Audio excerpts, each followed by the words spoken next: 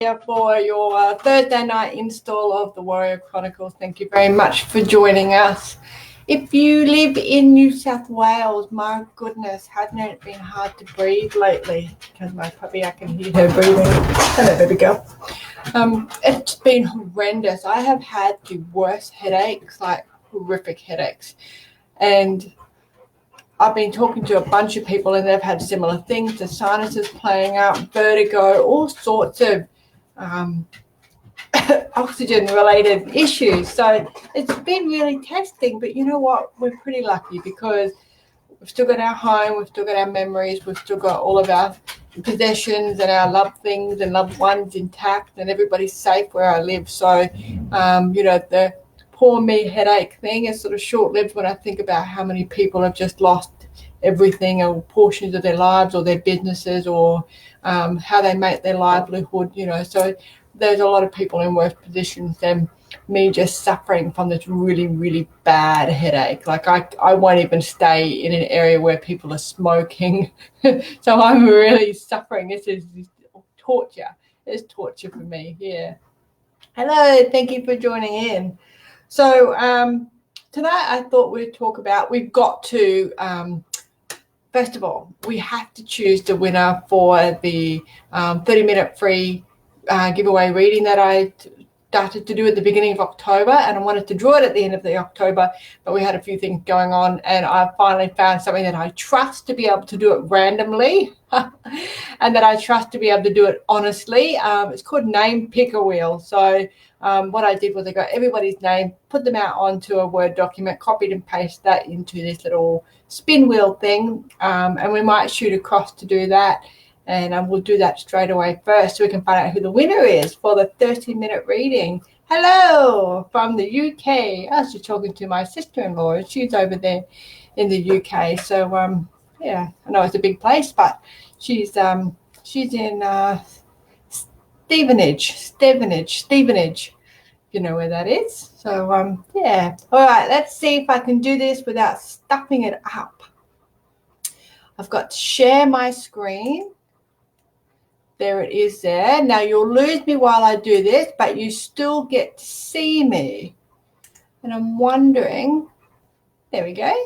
Right, Name Picker Wheel. So I've got everybody's names on here that entered the competition. We're just going to spin it, and it's got a little spin button right in the middle. It's all very cool. I thought I really wanted to have something that I trusted to be able to do the job properly. So now, I didn't put your three names, the three tag names on there. So if I do call your name, you have one, then, of course, then you've got that reading for yourself, or you could give it to one of your three people. I don't mind either way. But, yeah. All right. Let's go. I'm so excited. And we're going. And it stops all by itself. Look, no hands. Nicole Ruth is the winner. Wow. That's so cool. So, Nicole, you and I have a date, my darling. So PM me, let me know when you want to catch up for your 30-minute channeled reading, and I'll be very, very happy to do that for you. Before we go and before I stop sharing my screen, I just want to do a little snipping tool so I can create that picture later. And stop sharing. And there we go. We're back. Ta-da! That's so cool. So hopefully Nicole jumps on and she sees that she is a lucky winner. So, yeah, go you. All right. Wow, we've got all over the place tonight. All over the place. Emerald in Queensland. Mackay all the way up there. Tamworth in the UK. We have a Tamworth here too. It's very well known for country music festival. All of our cowboys and cowgirls get there, and it's actually a really cool weekend, really. Yeah. All right. So what I wanted to do is I wanted to continue with the Warrior Chronicles and what it was all about to start with, like we discussed last week. So it's very, very exciting, and I wanted to talk because it comes up quite a lot about the narcissist and the empath, and why so many empaths gravitate towards or such a beacon for narcissists, and what that relationship looks like, and at what point does the empath learn about boundaries? At what point does the narcissist understand to listen to the boundaries, or do they just wander off, or it's just expired, So I think in any relationship, and I've learned this over the years, but I heard it in someone else verbalize it recently, and I thought this is just a really cool way of understanding relationships and why we're in them and for what purpose, and at what point does it become toxic and the contract that we have is null and void. And because, surely we didn't sign up for abuse, right? We signed up for lessons, we signed up for challenges, we signed up for spiritual growth, for personal growth, for emotional, physical growth.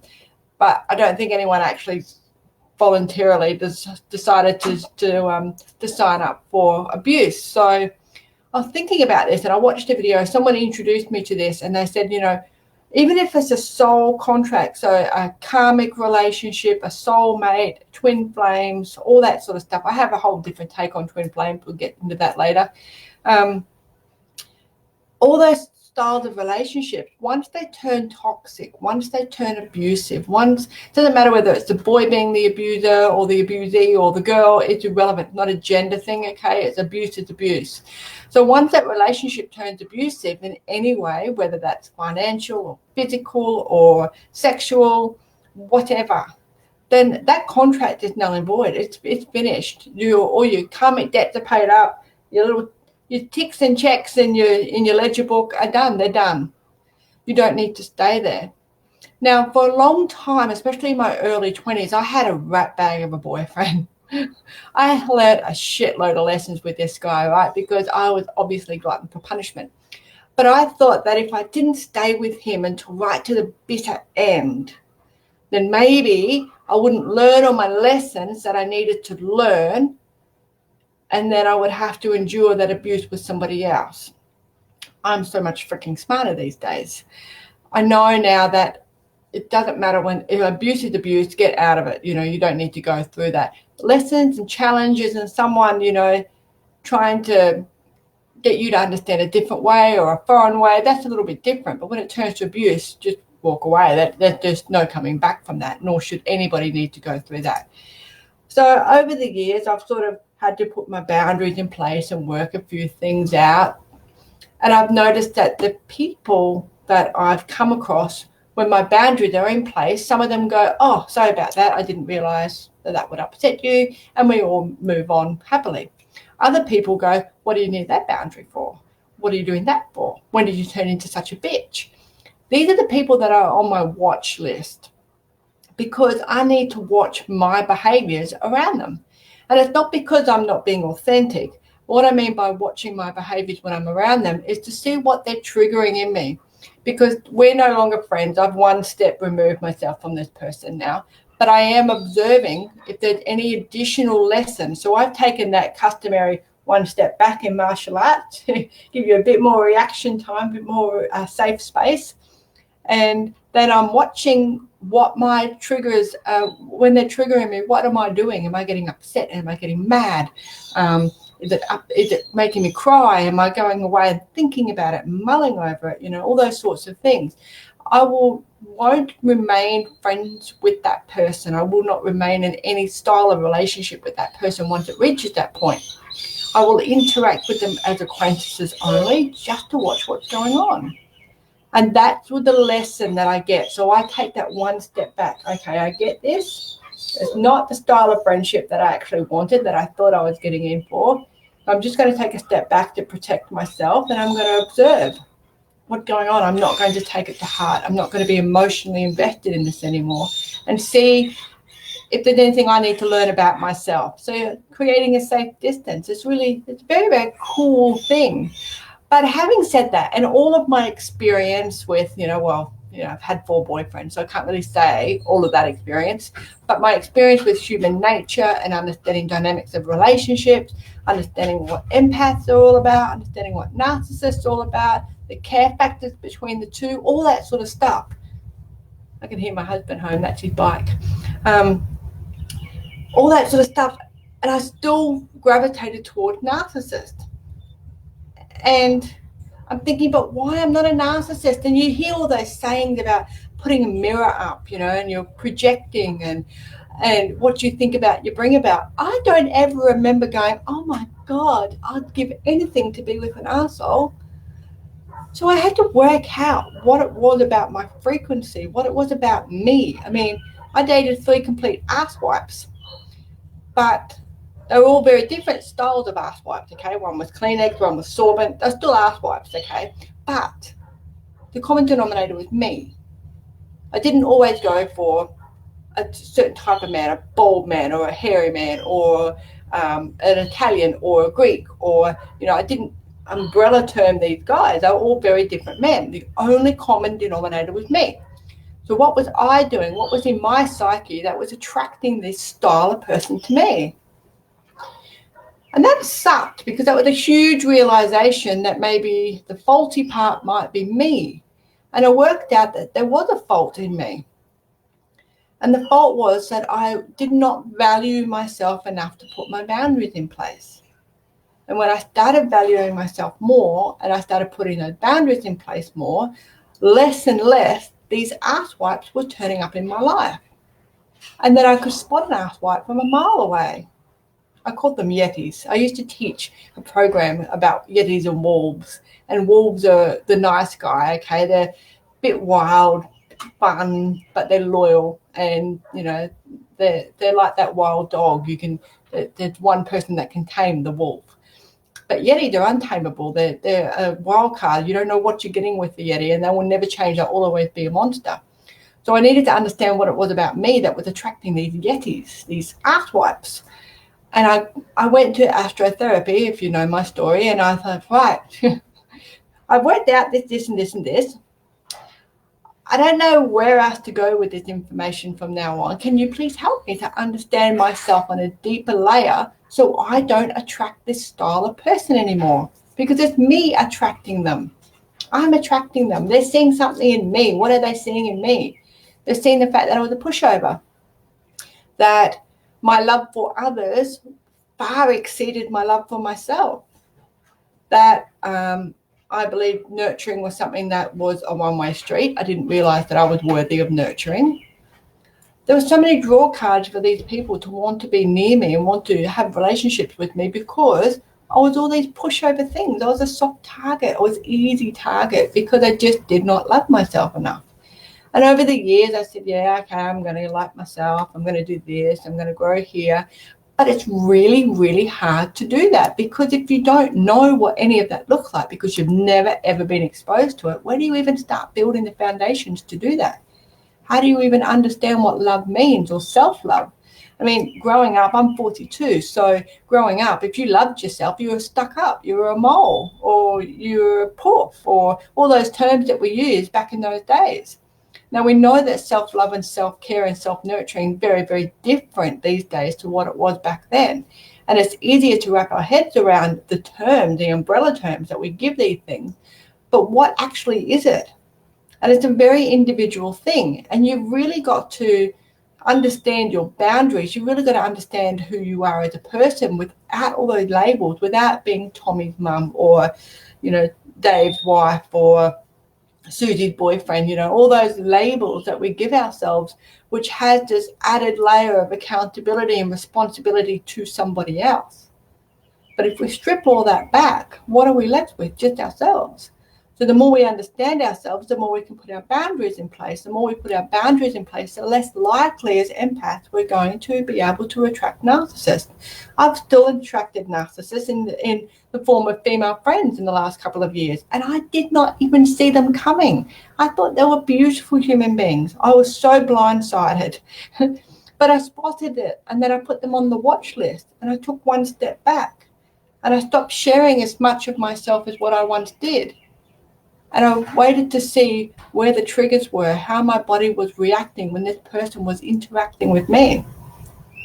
Is there anything more to learn from this relationship? No, there wasn't. And that particular person has called it a day. And that was fine.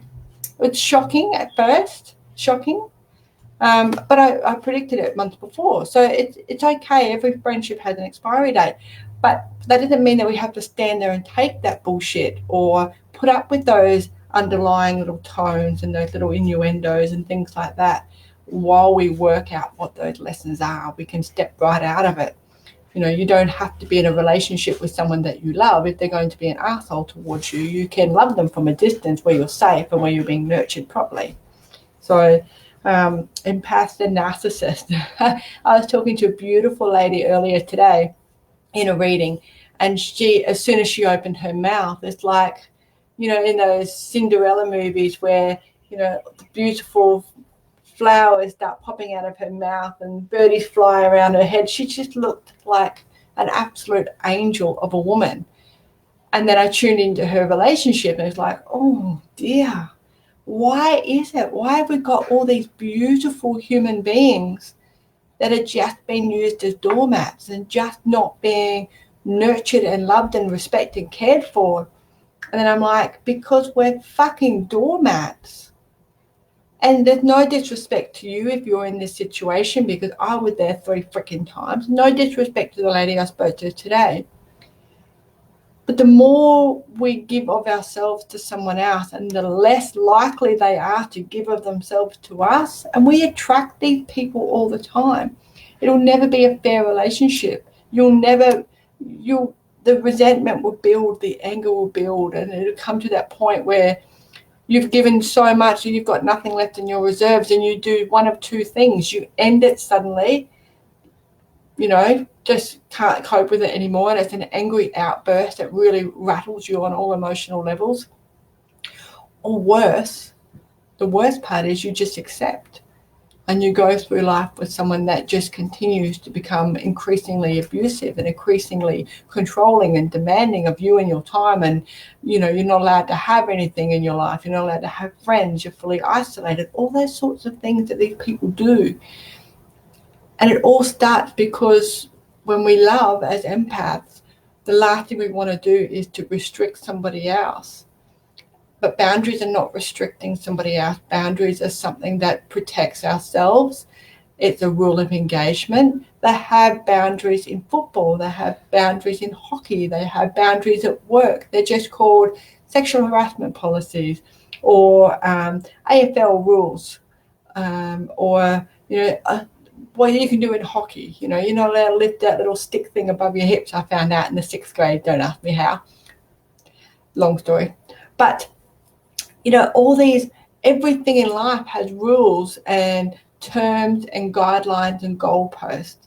And the thing with empaths is that we are such beautiful giving souls that it doesn't occur to us that we're not giving to ourselves when we don't have boundaries in place, and that we don't stick up for ourselves. And, we don't want to hurt that other person so much, so we won't say something to them. But they've just stood there for 15 minutes berating us for whatever it could have been. So it's empath and narcissist. And I was thinking about this today. I'm thinking, okay, I want to do a talk on this. I want to just, get a little bit of what I've gone through out and see if it makes sense and resonates with you. And perhaps you can share what you've gone through as well. And you're happy to, it's that forum for doing that and comparing solutions and methodologies for coping and for moving forward and getting tougher. And, it's a very individual journey, but it's not one that you need to walk alone, when you share ideas. So it's very, very cool. But when I was thinking about this today, I'm like, it's almost like we empaths have got all the power in this, because even though it feels like we don't, but we actually do. And the reason why that is because we can just cut their oxygen off. We can not engage with them. So when we're not engaging with them, we're not pandering to their request. We've got our boundaries in place. Now, a narcissist will walk towards me and they won't even speak to me. And that's fine, because they've already labeled themselves as the narcissist and I don't have to try to figure it out. So it's wonderful. That's great news for me. So my frequency is in such a way as if you're not a genuine, authentic person, I don't want you anywhere near me.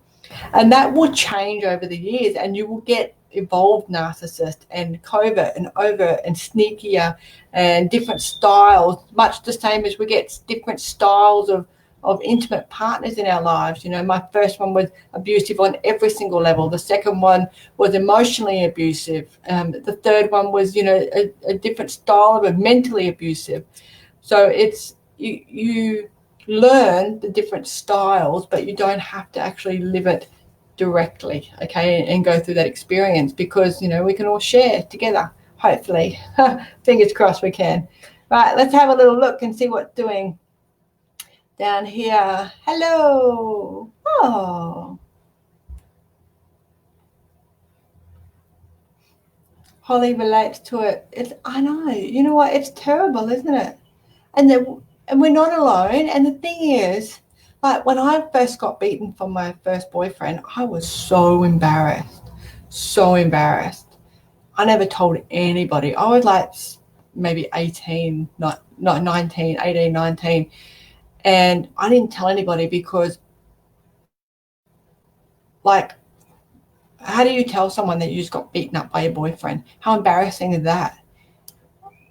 I can tell you now that if someone even looked at raising a hand to me, that's their shame, not mine. I would stand on the biggest soapbox my little ass could find, and I would be telling everybody that this is what this person does. Because it's not our shame, it's theirs. It's awful. And the whole mindset, you know, the domestic violence world now is so different. You know, we need to work on protecting the boys a bit more because, you know, unfortunately, they're being affected by domestic violence just as much, and they're still in that silent shame period that we all went through. So it's up to us to support them through that process, because it wasn't that long ago we were there. You know, that's been 20 years for me. So, you know, that's 2 decades. That's nothing. Like, that's just one generation of people ago. So it's, you know, we're not talking the 1930s or 20s. So, yeah, crazy.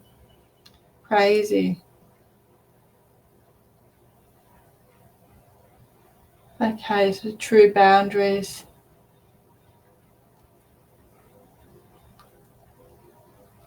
Piak, if it's not your cup of tea, my love, you can always go somewhere else. That's fine. We're not, no one's holding you here. That's the joy of moving along. It's okay. Teresa, I've walked away from a few people I thought were friends just because they were draining my energy. That's just so true. And there's 3 people that have exited my life this year. And I kind of think that it's in a way, it's more of a blessing that they've left, because they're the sorts of energies that we just don't want around us and we don't need to deal with around us. So, you know, it's kind of, at the time, shocking, and we go through the normal series of what's going on, you know, is this going on, is that, you know, we surmise and trying to work stuff out for ourselves. But then after a little while, we just think, you know what, we're never going to work it out.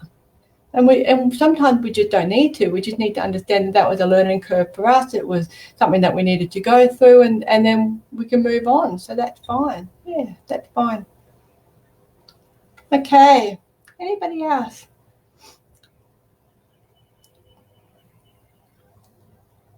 No one would believe me.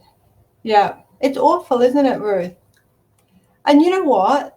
I found this recently. There was a couple of years ago, there was a group of friends and I, and we were all in this little chat room together, and we're all exchanging, you know, information about our lives and all that sort of stuff. And it's quite a nice group of people. But one of them was going through a particularly hard time, and unfortunately all the focus always came back to this one particular person every time we all got together. And but we all had different things going on in our lives, and one of the girls was actually passing away. She was, you know, given a terminal diagnosis. So it was really tough to have this other person monopolize all of our time about what she was going through in her life. And one day I just decided I'd had enough. And it was around the same time that I got my motorcycle license. And I'm like, you know, everything's a competition with you. If we're not all talking about you, you're not interested in what's going on, you always spin the conversation back around to you. And so I spoke up, and it cost me 3 friends that year. And it caused a rift between mutual friends that we all had, because unfortunately she was a very good storyteller. So she told various different things, and people believe you. They believe the storyteller. And I was saying something recently to somebody else about, if had it ever occurred to anybody to go and ask that quiet person, are you okay? The other person in the friendship that has expired, there's two people in a friendship and they're no longer friends, and you're a mutual friend. You kind of owe it to both of them to not get involved. It's not asking you to take sides, but if you're going to naturally take sides, then maybe you need to go and make sure of the truth and what the facts are first, and get your story understood, because it can be very uncomfortable for everybody else when when you find yourself in those positions. And I don't speak out of school, so I would never, well, I just did that, I suppose, 2 and a bit years down the track, but I'm not that sort of person that would go around and say, well, Susie said this and Susie said that, and it's all about Susie. So I find that when you do speak up, sometimes it can be really hard to get people to listen and to get people to take it on board or to support you. But when you're going through those sorts of traumas as well, most of the time you can work out pretty quickly who you want to continue to be in your life, and sometimes they put their hands up and make themselves noticeable all by themselves. So that's sometimes it's a blessing. The short term is it hurts though. Spirit's here, someone's going to get hexed. So it's it's very interesting time when people leave our lives and go on and do other things. So very, very cool. But that's what it's all about this time. So it's about boundaries and setting boundaries, and and how that looks. So all right. It's pretty quiet tonight, isn't it? I think most people are worried. We've got about fires about 40 kilometres away from here at the moment, so we're in a pretty good area, I suppose, but there's people on the outskirts of where we live that are just watching the wind change at the moment and making sure that the winds do what we need them to do, which is move right away from townships and right away from people's properties. So it's we're a bit worrying what's going on at the moment with a few things, but we're very safe here. Trees. Thank you very much. 20 days to go. So fast. Exactly. Goodness me. I can't believe it. And 2020 is just going to be such an exciting year on so many different levels. We've got some really big planets transiting through that'll be nice. Like Jupiter will go back, well, he's now in Capricorn, so that will change things, a lot of things for a lot of people with just the way our mindset is as well. I've had a look at the good transits for that January period, and January, February in particular, February, because I want to do a few things in February, and I wanted to see if the planets were going to support me in that process. So that was interesting. So I might do something on Astroscopes tomorrow night about that, and just see what the planets are doing for the first maybe 3 months of the 2020, just to see how that will interact with everybody on a universal scale. Okay, be interesting actually. Also, I might pull out my chart and have a look at what that looks like as well. So Alison, hello. Went to a program, changed my way, built up my self-esteem for months, then I wrote a list of what I wanted and what I didn't want. Yeah. You know what, Alison, I did something very similar, and I pulled my list out shortly after I met my husband. And I don't mind sharing. I actually went on 31st dates. The quickest date was me walking up to him and saying, what? And turning around and walking off. He called me a shallow bitch. Let me explain to you why he thinks I'm a shallow bitch. He told me he was 6'2" and fit. No, he was 5'1". I was taller than him, and he was fat. Now, I don't have a problem with height. I don't have a problem with weight. I don't have a problem with anything superficial like that. I do have a problem with being lied to. And he lied outright. So guess what? No bloody date. 31st dates I went on before I met my husband, and I had my list. Now, my list was extensive. Let me tell you what it was on there. Integrity, honesty, and values.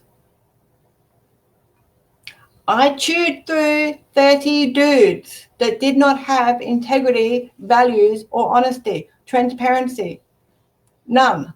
They all told porcupines in one way or another. Now, the interesting thing is I met them all on a dating site, okay? The same dating site I met my husband. They were lovely personalities. Otherwise, I would not have met them for coffee. But they lied. They lied about height. They lied about smoking. They lied about drinking. They lied about going to the gym. They lied about not having children, about being married previously. One guy had a tattoo wedding band on his finger and told me he'd never been married before. How do you hide that? He actually tried to keep his hand in his pocket for the first 10 minutes. That's ludicrous. Absolutely ludicrous. So no, even though it may looked like I was shallow, I actually wanted honesty. None of them were being honest. When my husband walked through the door, before he became my husband, he was honest. He looked exactly like his picture. He described himself perfectly in his profile, and that's exactly what he delivered.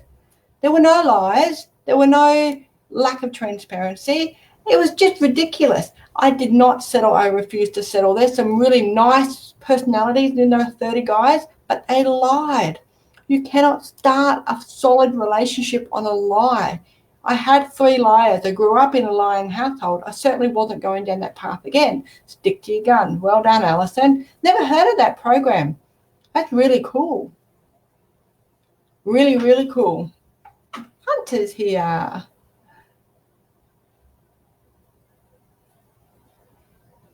Yeah. Yeah, Ruth, I lost 2 of mine a couple of years ago. One of them was my best friend, and I lost another best friend, or what I thought was a best friend, recently. It's hard yakka, but there's just a point where it's okay. There's that level of acceptance that it's okay. It's okay. Yeah. Thanks, Margaret. Honesty is a huge problem. Absolutely. Absolutely. Naomi. And then, you know what? I think that I'm not really sure with the honesty thing, to be honest. How that for a sentence. I think that some people just think that it's okay to do little white lies, or, I mean, one guy told me he was 6'2" in his profile, and when I got there, he was 5'1", 5'2" at the most. And when I said to him, "Where is the rest of your height?" He said to me, "Well, if I put down that I'm only 5'2", he must be 5'2", no one would date me." And I said, "Well, I don't want to date you because you're not honest." And he laughed. It's not funny. I'm not shallow. I have a problem with honesty. I got lied to and cheated on 3 flaming times, people. I did not want to be lied to again. And if you're going to start a relationship that you haven't emotionally invested in, you've got nothing to lose. Nothing to lose at that first date. And you're already full of shit. Where's the trust? The trust is out the window before you even start. It's ridiculous. So, how can you lie about your height? One guy was very, very big man.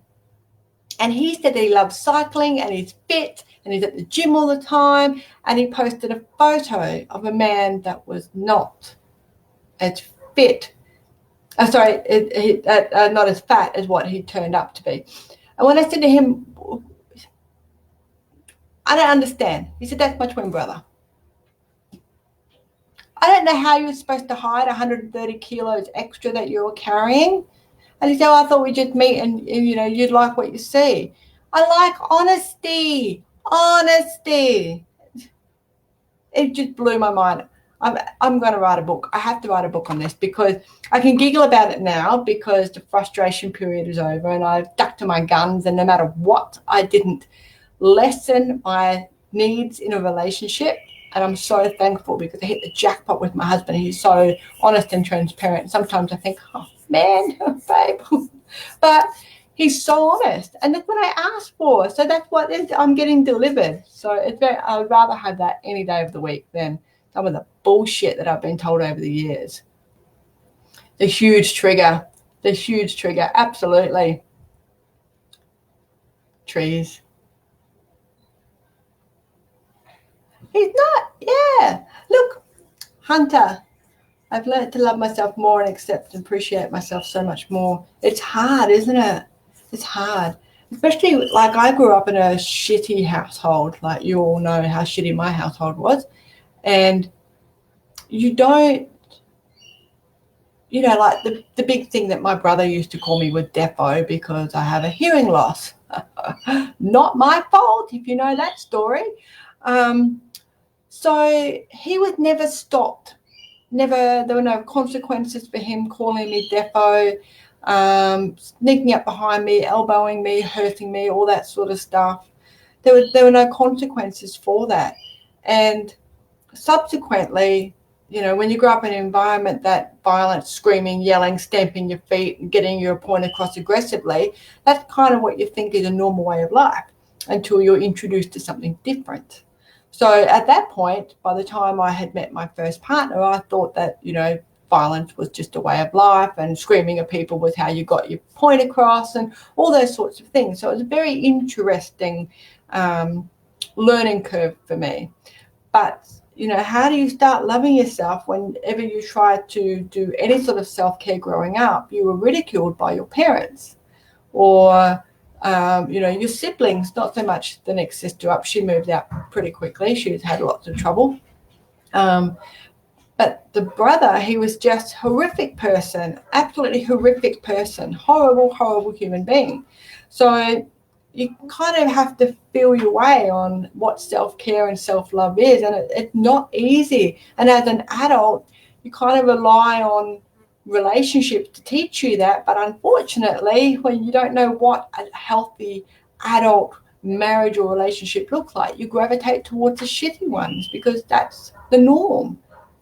So it's lots of learning, and I've noticed that a lot of empaths walk this similar path where we, have really crazy relationships and controlling relationships and abusive, and we don't understand our self-worth until that final straw breaks the camel's back, and then we just go, fuck this, we're out. So and it's awful that it has to get to that point, but there's no other way around it. Sometimes we just have to go that far before they take it seriously. So hard case. I am totally, I found a guy that lied about his name to start with. His license dogged him in. Oh my God, Ruth, that's crazy. It's terrible, isn't it? It's absolutely terrible. And there was a fellow I knew years ago, and he said he was 35 when he met me. And one day I saw his driver's license. He was actually 42. So I'm not really sure where all those extra years came in a couple of months space of time, but obviously he's in a time warp of some description. So when I quizzed him about it, he goes, oh, I just forget. I'm a Capricorn. I just forget. I'm like, oh, really? No, you don't just forget, you dumbass. You just lie. So crazy. It's absolutely crazy. Melissa, I always attract emotionally unavailable men. Yep. See, there's two ways we can look at this. I think it's because it could be because there could be some fear around abandonment there, because if you already know that they can't start a life with you, then they're never going to leave you. So there could be some abandonment around that. I know that I was a bit clingy to boyfriend number 3 because of abandonment. And, obviously at that point I had 2 crazy people cheat on me. So I was a little bit clingy at first, but then I started to relax a bit more into my own skin. So, and then, obviously my husband was very emotionally available. He just hadn't had a person in his life that was emotionally available to his needs. So it was a good meeting of the heart. But it was lovely. It was really lovely. So maybe have a look at why that could be happening for you, if you've been abandoned, or just people just walk out or ghost you, or they don't really explain and you don't get a lot of closure. That could be why that happens. Or maybe you just get them because you're so emotionally invested that they don't need to be, because you all your efforts make up enough emotion for both of you put together. That's another thing. Sometimes, especially as empaths, we try and try and try. And then at some point in our lives, we realize that we've got nothing in our reserves because we've given all of our energy across to that other person in the relationship. And then they decide, oh, they don't want to do this anymore. So they piss off. And then you've got yourself left, and nothing in your reserve, nothing in your tank, and you're very, very tired. So it's just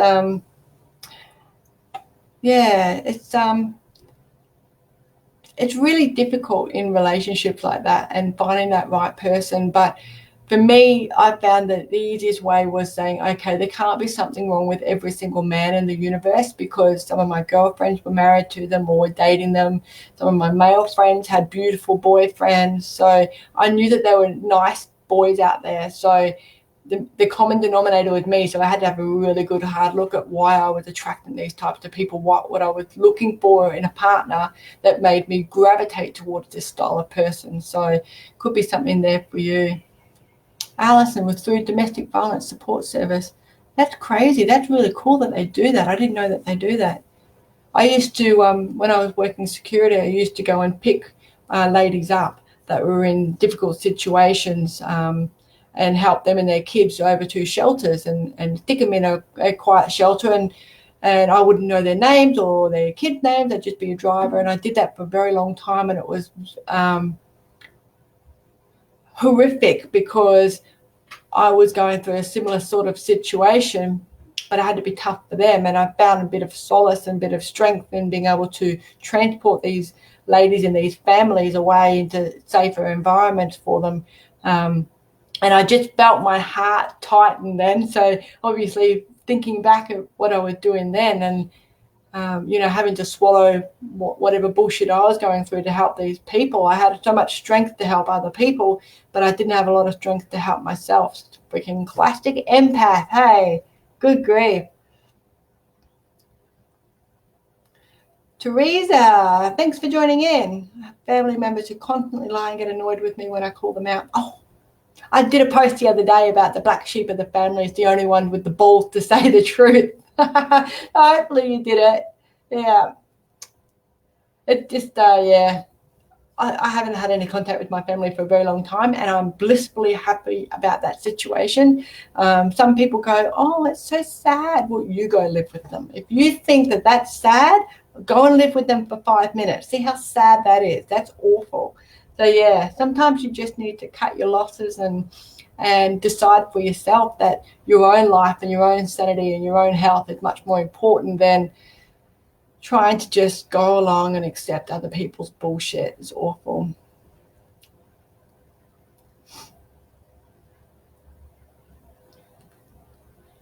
Naomi has just left a narcissistic person. You go, girlfriend.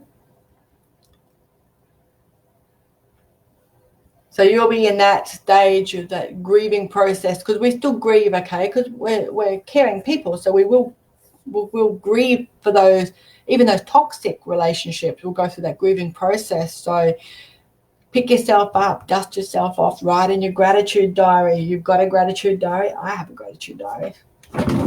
You should get a gratitude diary. It's the greatest thing since sliced bread. And I write everything. It's not 2020 yet. I don't care. I'm a rebel like that. I don't give a shit what people think. So, and write in there to keep your spirits up and keep going toward, making sure, because there is still sometimes that tug, because you're empathic and you know that the person is struggling, or you know that the person had these great moments, but it's a domestic violence cycle. And it's just, that I'll never do it again. I'm really sorry. I'll never do it again. Bam, it happens again. Oh, but I'll never do it again. But they do. And that's the cutting off of the oxygen of a narcissist, is when you walk away, you don't allow them, you don't play on that hamster wheel with them, you cut them off altogether. It's the best way. She's at that stage right now, yeah. Ruth, we probably do have the same Capricorn ex. He's an absolute dick. Like, seriously. Okay, Holly's the black sheep. Haha, good on you, Holly. Sorry about that. Messages coming through. I spoke about now, and I don't have them in my life. Yeah, exactly. It's really hard to take that first step, but once you do, it's like anything new, a new job or a new school or a new way of looking at things or a new religion. You sort of, it's scary for the first part, and then when you find your feet, you go, oh yeah, I think I've got this, and then your confidence builds and you get less likely to take bullshit and nonsense from people. So it's you just have to find that way, whatever that little anchor point is. And it's hard because when you're in a really abusive relationship, sometimes they isolate you to the point that you don't have friends at work, so you don't have a colleague that you can trust because you've got to go home straight after work. You don't have family because you've already been isolated from them, or they're the narcissists themselves. And you don't have your female friends or your male friends because you're not allowed to, or there's something wrong with them and you shouldn't be hanging out with them, or whatever other bullshit reason these people come up with to isolate you.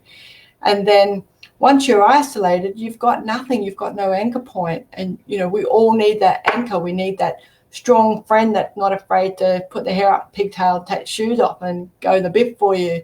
Or we need that, parent that can put you under their wing and say, it's okay, I'm still here. I will love you. I will protect you. I will nurture you. And in the absence of all those things, it's really hard to be able to say, right, I'm going to stick my stand in the ground here, and this is going to be my anchor point. I'm going to create my own anchor point. And that's why it's so important as empaths that we don't give 100% of ourselves to somebody else, because when the shit hits the fan, we need that anchor point, that's the thing that's going to hold us steady in the storm, so we can find that next thing that we're going to do, that career, get new friends. Sometimes we have to move entirely away from the people. I moved away for a 5-day holiday when I left contestant number 1, and I never went back. And we're talking like, how I'm old now, 20 years ago, maybe 20 something years ago. So that's the longest 5 days of my life. I had no intention of ever going back, okay? But I had to tell him that he had control and I needed time out because I wasn't coping. And I'd be back in 5 days. Hallelujah, I got on that freaking flight and never went back. Had no intention. Had nothing to my name. And it was really hard. I had an empire that I needed to leave behind, and I lived in backpacker hostels, and they give you a shelf in a backpacker hostel. They don't tell you not to actually use the shelf because people steal your food. I put all my food on the shelf, gone. Lesson learned, didn't do that again, kept it in my room or in the boot of my car. So that was interesting times for me, big learning curves, but I didn't go back. I kept my promise to myself. I would never go back to that environment. So, yeah, crazy, isn't it, what we have to go through? Naomi, she's sad, but she's letting the anger go and trying to move forward. It's the sad, yeah. It's that whole letting go of that anger, isn't it? But anger is a normal emotion. It's an intelligent emotion to have. It's when it consumes us, when we go to that point of rage, that's when it gets really, really difficult, because it sort of consumes us to the point that we feel like we're losing control, or we have no our triggers are a little bit hair triggered. So we need to be mindful of how that anger is surfacing. But if we have to not push it down either, because it'll come out in unhealthy ways and it'll just make it worse, or make ourselves sick, or we'll take that anger and swallow it down and it becomes resentment, and then that will pour out and impact on our future relationships in some way. So process that anger, let it come up. Punch the crap out of a pillow if you need to. Hook me up. I'm always down for spell casting and hexing. I love that sort of stuff. So always got something up my sleeve to turn ex-boyfriends into toads. Give it a go. But it just, yeah, you really, it's a normal part of the process to get angry and to get sad and to feel that betrayal that comes with, any ending of a relationship. Yeah. I left a wealthy man, had nothing materially. Yeah. And it's really hard, isn't it? It's really hard to do that. Ruth, I did something very similar. I lost my job deliberately, so I had to walk away. You know what? Something similar happened to me, only I was made redundant first time in my entire life. And I had a contract to do, and they put me on to do the contract, and I nailed it. I beat the deadline, and then they made me redundant, and I could not get another job in the area. I tried everything, like hundreds of resumes, could not get a job, and applied for a couple of jobs in New South Wales and got interviewed for every single one. So the universe intervened with that one, and I had to move from that state and come to New South Wales. So that was brilliant. That was really brilliant. I had to do that. So sometimes it just pushes you, doesn't it? All right. Naomi feels betrayed. It's awful, isn't it? I don't think people actually understand the gravity of their words or their vindictiveness or their bullying that goes on and how that impacts others. I mean, you can put up with it to a degree, but at what point do you start fighting back? Is it worth fighting back, or is it just better off ignoring the absolute imbeciles, because that's what they are, just imbeciles?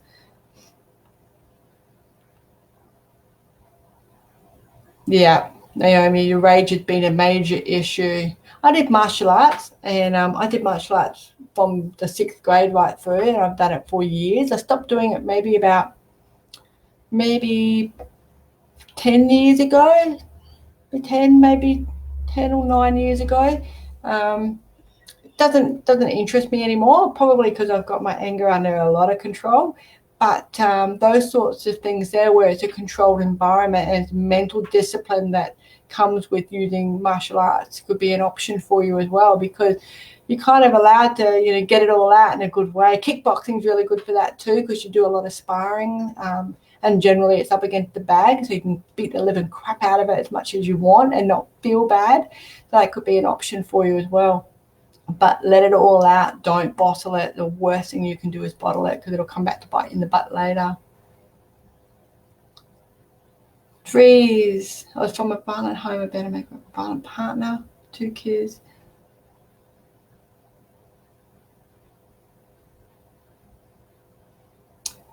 Go trees. See. She epitomizes warrior.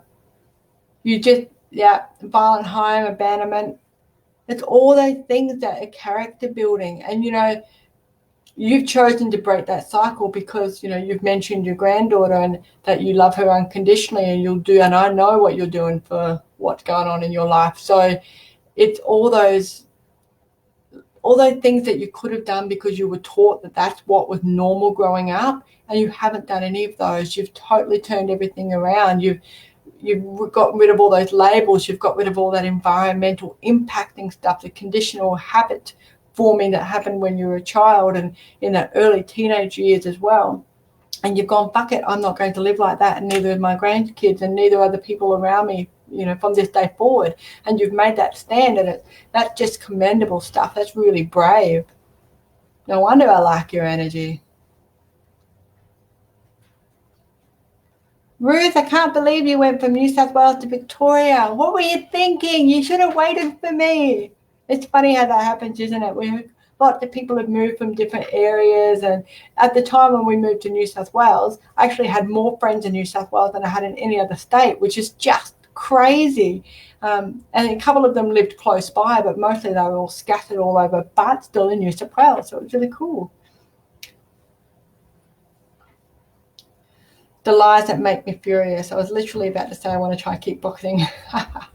Kickboxing is absolutely amazing sport. It's really, really cool. Get one that you can do, on a couple of times a week, really, because different things will surface. And you can, if you do it a couple of times a week, then you're not having to wait a whole week to get it out. So if you do a class on Tuesdays and Thursday nights, you know that you can, I'm going to get this anger. I'm going to deal with my life now and put all my positives into what I'm doing, and the happiness that I want in my life is going to be the center of my focus and all of my focus. And on Tuesday night, I'm going to kick the living fucking crap out of that bag. And then, Wednesday, something else surfaces and you have that little memory and that little, wonder why he told me that. probably because of this. But you park that and you say, right, Thursday night is my release night. And you, even if you have to write it in a journal just to remind yourself what you're kicking the crap out of on Tuesdays and Thursday nights, but do it a couple of times a week, because otherwise the anger will consume you to a point that it's just uncomfortable. You need to process it. You need to get it out and work through it. But you can't bottle it, and you can't live in that anger state all the time, because it's draining. You need that balance point. The best way to balance it is just kick the living crap out of something. Yeah. Cool. All right, guys, we're just about done. Thank you very much for coming along. I've had an absolute blast as always. Thank you very much for your time. Tomorrow night is Astroscope, so I will be doing readings at that point and all those sorts of things. And also, by the looks of things, I'll be doing a few little spell castings tonight, which is fantastic. Love that sort of stuff. So, yeah, we'll see how that goes along for everybody. But, yeah, you have a lovely, lovely evening, no matter where you are, no matter what you're doing, making sure that everything in your life is perfect, whole, and complete. And once again, congratulations to Nicole Ruth, who was the lucky winner of the draw that I drew right in the beginning of the video. So if you missed it, go back and have another little look. I did a little spinning wheel. I did not create it. I ripped it off Facebook, and it worked a charm. I had to try it a few times to make sure it wasn't dodgy. And I was very happy with the product. So very cool. Very, very cool. So thank you for your time. Thank you for everybody that's come along. And Spellcast Away. Yeah. Oh, it'll be so much fun. It's the best time to do it too. So coming up to the end of the decade, we've got a full moon coming up as well. And then obviously we're going to kick some butt in 2020. So yeah, perfect time to do some spellcasting. Woo! And they're onto it already. All right, guys. Thank you very much for your time. Have a pleasant evening. Bye for now.